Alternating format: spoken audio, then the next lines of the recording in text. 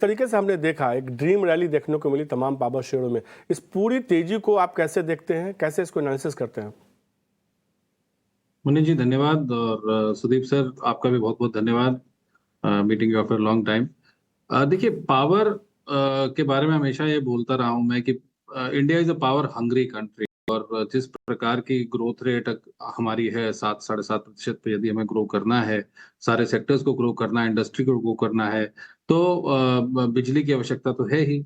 और जिस तरीके से रेलवेज में भी इतना प्रसार हो रहा है और हर जगह पे पटरियां बिछाई जा रही हैं, तो चाहे वो इंडस्ट्री हो, रेलवे हो, चाहे वो इवन डोमेस्टिक डिमांड हो, घरेलू डिमांड हो, वो बढ़ती जा रही है। और जहाँ पर आज से 15-20 साल पहले की बात होती थी कि गाँव देहात में भी बिजली नहीं थी, तो अब रूरल एरियाज़ में भी बिजली पहुँची है, आरईसी ने बहुत काम किया है। और अब मुझे लगता है कि ऐसा बहुत ही कम जगह होंगी इस देश में जहाँ पर बिजली नहीं पहुँची है। तो खपत जो है वो इंडस्ट्रियल साइड पे और डोमेस्टिक साइड पे दोनों पे हो रही है, नंबर 1।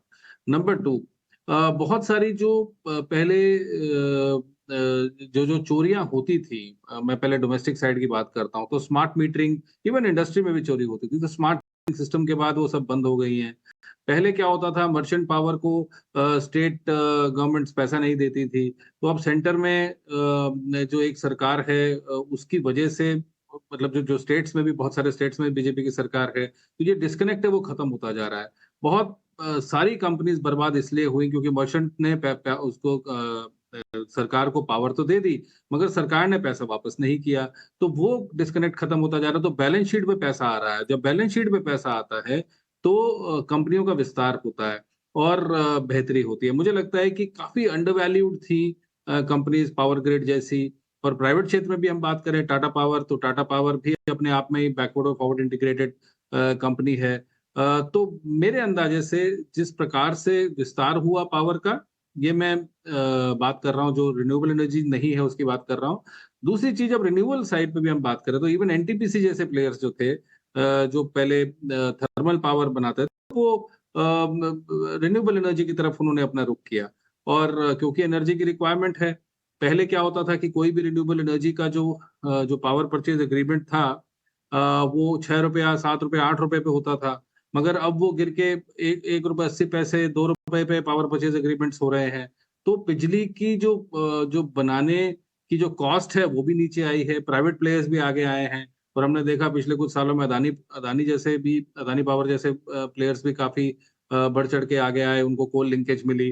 पहले कोल लिंकेजेस का बहुत इश्यू था, तो कहीं न कहीं मुझे लगता है जो पावर से लेके इश्यूज थे और उनका जो इंटीग्रेशन विद कोल कंपनीज था, इस बार कोल इंडिया के ऑक्शंस में उन्होंने रिकॉर्ड ऑक्शंस किए हैं और बहुत अच्छे भाव पे ऑक्शंस हुए हैं। तो जहाँ पर कोल लिंकेज नहीं मिलती थी, जहाँ पर मैं ये पूरे के पूरे सर्कल की बात कर रहा हूँ कि पहले कोल नहीं मिला, फिर बिजली भी नहीं, बिजली अगर सरकार के पास जो स्टेट गवर्नमेंट्स के पास गई, वहां से पैसा नहीं आया, तो कहीं ना कहीं वो सर्कल पूरा होता दिख रहा है। पैसा वापस आ रहा है कंपनीज के पास, वो विस्तार कर पा रही हैं, टेक्नोलॉजी में विस्तार वो निवेश कर पा रही हैं। और जो हमारे यहाँ पावर की कमी थी, आपको याद होगा पिछले कुछ सालों में गर्मियों में ऐसा हो जाता था कि 3 दिन का ही कोल का हमारे पास स्टॉक पड़ा हुआ है, 5 दिन का, 1 हफ्ते का पड़ा हुआ है, कोल की बड़ी दिक्कत है। इस साल ये सुनने में बिल्कुल नहीं आया। तो मुझे लगता है कोल इंडिया जैसी कंपनीज ने बहुत अच्छा काम किया है और कोल लिंकेज के लिए उन्होंने पूरी मदद करी है। और मानसून के सीजन में जहाँ पर माइनिंग कम हो जाती है, वहां पर भी इश्यूज काफी हद तक सॉल्व हुए हैं। और अब आने वाले समय में जिस प्रकार से विस्तार हो रहा है रिन्यूएबल एनर्जी का, तो मुझे लगता है जितनी भी कंपनीज हैं वो सब रिन्यूएबल एनर्जी में काम कर रही हैं। हमने देखा सुज़लॉन जैसी कंपनी में भी रिवाइवल हुआ। और आगे भी मुझे लगता है भारत को ग्रो करना है तो निश्चित रूप से पावर की आवश्यकता होगी, तो ये क्षेत्र हमेशा डिमांड में रहेगा। ये क्षेत्र हमेशा डिमांड में रहेगा। और आपने भैया सर, आपने बिल्कुल सही कहा कि एक ज़माने में अखबार की सुर्खियां बस हमेशा होती थी कि 2 दिनों का कोयला बचा है, 3 दिनों का कोयला बचा है, 2 दिनों के बाद अब अंधेरा छा जाएगा देश भर में। इस बार ऐसा कुछ हेडलाइंस नहीं बनता हुआ दिखा। सब जगह जो है कहीं ना कहीं अच्छी चीज़ें देखने को मिली।